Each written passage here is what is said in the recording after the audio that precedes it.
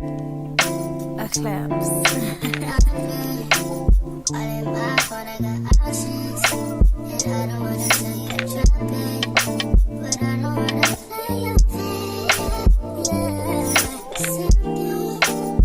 Hey my loves, it's me Keisha and I am here with today's all tea all shade Real Housewives Ultimate Girls Trip Season 2 Episode 7 review. Today was the season finale episode. I'm so sad to see this season go. This was an excellent season from episode 1 to episode 7. This was a great group of women to get together. It was so many different personalities. I just loved how everyone got along, everyone fought, everyone made up, everyone laughed, joked around, played, got deep with each other. This was a stellar cast, and I must say I need to see another season with this exact same cast on a different trip, but we'll get into that in a second. Let's get into today's review. In tonight's review, I'm just going to break down key parts of this episode. So one of the key parts I want to talk about is Vicky finding out on the night before the last day that her ex-fiance has moved out of her house and moved into her vacation home in like Cancun or somewhere. You got all the nerve in the world, sir. Every bit of gall and audacity to break up with me while I'm getting ready to go on a cash trip, move your shit out of my house, and then take your shit and move into one of my other homes, my nigga. Have you lost your natural black ass mind? Baby, I would have had the police there and told them, don't you let that motherfucker in my house. He is trespassing, sir. You got your motherfucking nerves. And we ain't even married. Your name ain't on shit. And then Vicky said she found out that this motherfucker was dating somebody else already. You got your...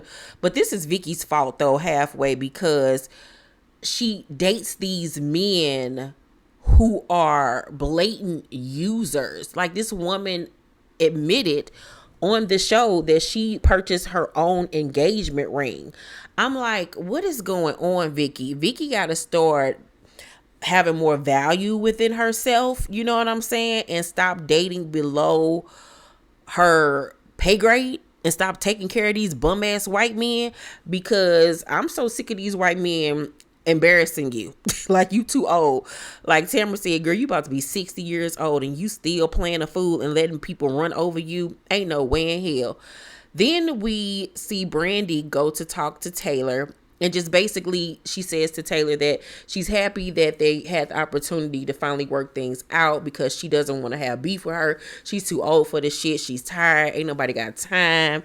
And she even goes as far as to say, you know, if there's anything else you want to get off your chest, say it now or forever hold your peace. Taylor is like, you know, we're good. I'm happy we got a chance to talk too. You know, it started off rocky, but we're in a better place.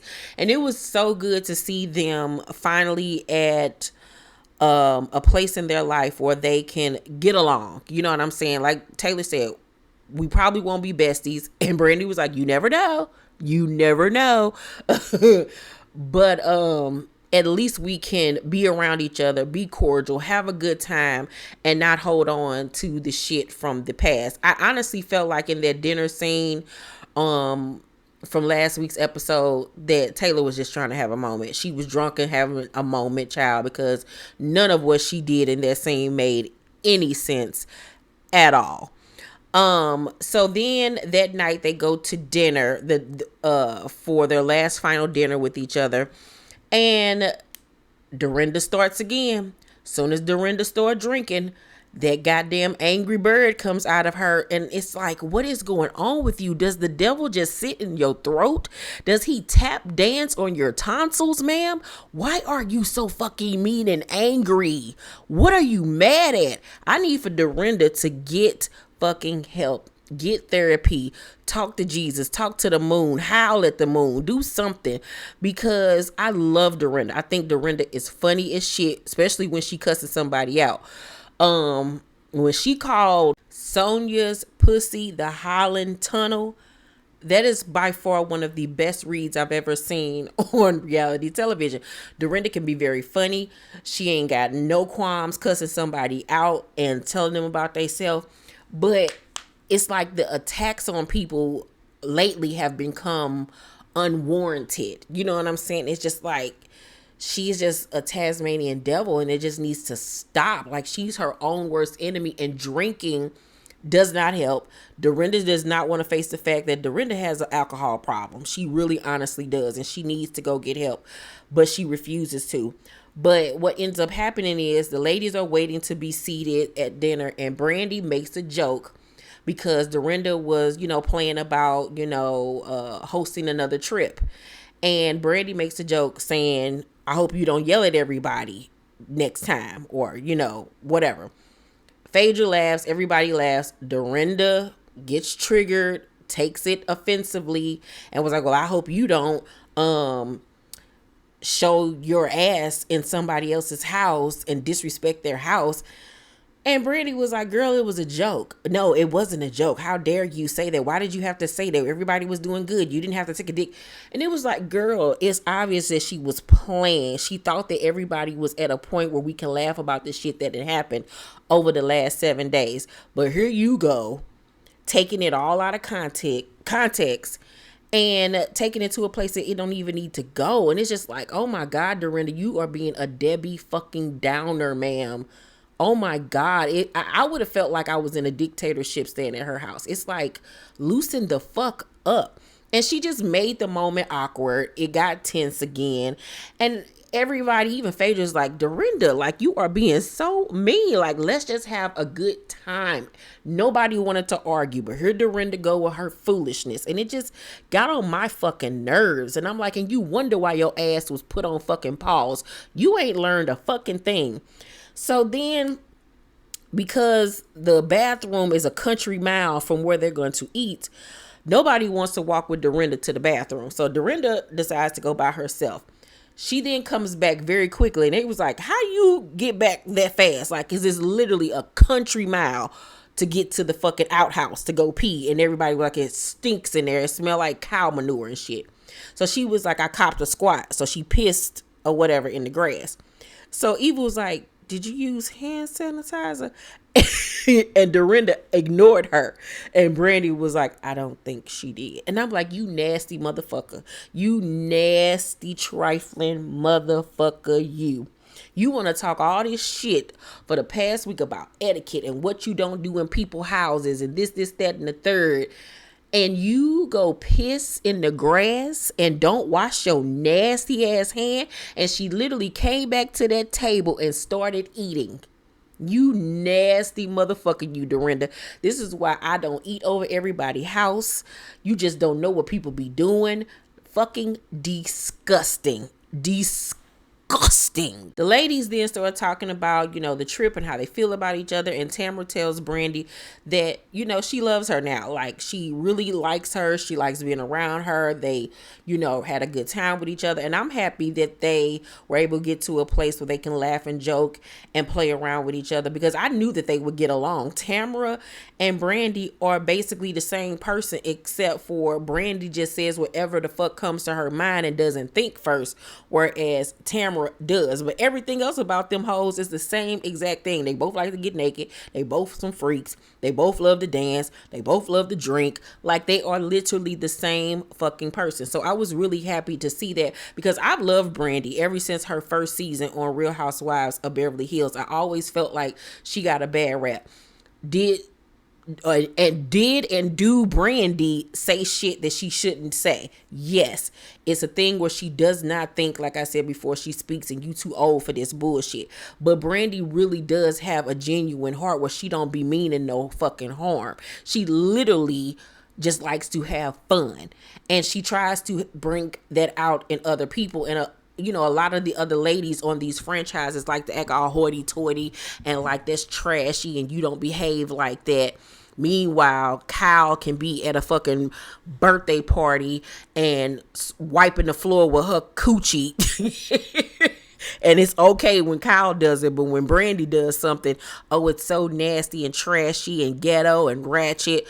I love Brandy. I love Brandy, always have. And I was really happy to see the ladies really try to understand her and see that she don't mean no harm and that she low-key is a really good person at the end of the day. So I will say that I was very disappointed with the fact that on last week's episode, when Phaedra was given the opportunity to talk about what happened on her season, she did not take it. She was like, she's not going to talk about it. Well, since last week's episode, she did an interview and she said that Bravo chose not to show her talking about what happened because they want to keep going with Candy and Candy and Portia's side of the story. I'm like, you're fucking lying. You're fucking lying, Phaedra. You know damn well you did not talk about that shit on camera and they did not fucking show it. You flat out said, I'm not talking about that. I'm not talking about that. When they asked you what happened during your season, you specifically said on camera, I'm not talking about that. You know damn well people have been waiting for the moment for you to explain yourself and to say what it is that you felt happened. Or how about you should have used this moment to say, I let fame, reality television, making sure that, I stay spicy and relevant, get to my head, and I did too much. I went overboard.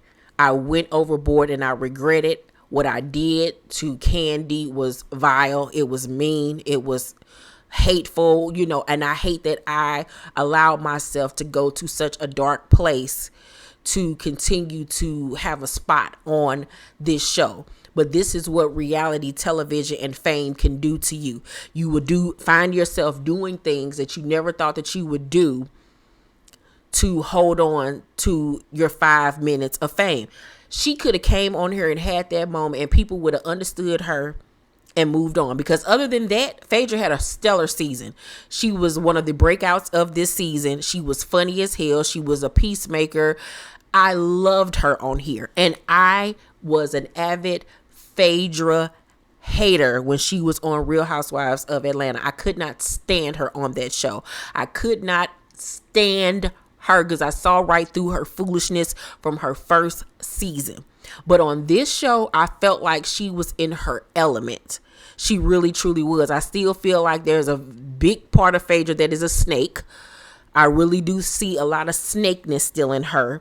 But I felt like overall, she was able to redeem herself from the last time we saw her on television. But if she just would have gave us that moment, it would have been so much better. So I was very disappointed in it. Vicky even goes as far as to say she would love for them to do another trip and mentions it. And, everybody on social media and, Twitter and in the comment sections have been saying they would love to see this cast film another trip and go somewhere else where they won't be, at Bluestone Manor, like somewhere they're on an even playing field. Because this was a stellar season. It really honestly was. This group of women together was awesome. And this is what I would have liked to see, or what I would like to see on the other franchises that have black women and white women cast. You know what I'm saying? As far as Beverly Hills and New York, where they've integrated different cultures, to see women not be afraid to go there with each other, to listen to each other, have fun with each other. I wish that the other franchises could be that way without the underlining feeling of it being racist. Because this was one cast where I did not feel like any of those white women were racist or anything. Now, did they ever try Phaedra and Eva? No, Brandy tried. You know what I'm saying? And who was it? And Vicky tried, but it still was done in a respectful way when Eva had to check both of their asses. But I really love this season. I really honestly did. And I would love to see these women get back together again and go on another trip somewhere tropical and whoop it up, have a great time, drink, add one more person to the mix. I would love it. Love it. Because this was a stellar stellar cast. Oh my God, I want to see them come back together again. I laughed my ass off with every single episode. I can't wait to watch it again. At the end of the episode, we see Phaedra give Bibles and signed copies of this spiritual book to all the ladies, and she surprises them with saying that she has Bishop Hezekiah Walker there to perform for them, which I thought was really, really dope. All the ladies were genuinely happy to, see him and welcome him, even though we had people of different faiths there. Dorinda is Catholic, Jill is Jewish, but they all still believe in God at the end of the day. And everybody, was just soaking in his words and singing and hugging each other. It really honestly was a beautiful, beautiful ending to this season of Ultimate Girls Trip. I loved it. And at the end of the episode, we see Dorinda once again being a big ass hypocrite in her bedroom eating after she caused such a fucking hoopla over the girls eating in their goddamn bedroom. And everybody leaves. And like I said, this was a great season. I laughed. I got teary-eyed at some points. My mouth dropped a lot with some of the digs that were said to each other. Out of this cast, I say the standouts for me were Phaedra, Eva, and of course Dorinda, but for all the wrong reasons. And Vicky was funny. Vicky was emotional. And I really felt like they gave Vicky a bad rap. Like, this girl literally just got shitted on days before she came on this trip and got broken up with. Like, anybody's going to be hurt and sad behind that. But Vicky is an OG. I wish that Bravo would get off their high horse and bring her back to the OC, because the OC is not the OC without Vicky. Sorry. I know that they just announced that Tamara is coming back for the next season, which is great. I needed Tamara back as well. But the OC needs more than Tamara. They need Tamara and Vicky. They are the matriarchs of that show, and that show does not work without them. It simply doesn't. Vicky and Tamara are television gold, and that was proven with them being on Ultimate Girls Trip. Them together are two dynamic duos. Like, Bravo, cut that lady the check and bring her back. She is the OG of this shit. Out of all the franchises, bring Vicky back. Overall, I will give the Real Housewives Ultimate Girls Trip Season 2 an A+. It was great. There wasn't one sleeper episode. I was thoroughly in tuned. Thoroughly enjoyed all the ladies. I really want a season 2 with them getting back together again. They're currently right now filming season 3 with Giselle Bryant, Candace Dillard, Portia Williams, Leah McSweeney from New York. Who else? We got Heather Gay, Whitney Rose from Salt Lake City. And who else? It was 2 other white ladies. I can't think of them off the top of my head. But they're in Thailand right now filming. I just saw a picture of the ladies together. And Candace and Portia were standing next to each other hugging. So it looks like there won't be any beef between them. Boo. Ugh. I'm not really excited about this new cast. I will be shocked if they bring it as well as season 2, because season 2 has really set the bar. Let's talk down below in the comment section. Let me know what you guys thought about this season of the Real Housewives Ultimate Girls Trip. Let me know what you thought about the finale. Who were your standouts? Who were your faves? Who got on your nerves? And would you love to see a season, another season with these ladies again? Let's talk down below. I love you guys. Make sure to thumbs up this video, like and subscribe, and hit that notification bell button. I'll see you on the next video. Bye.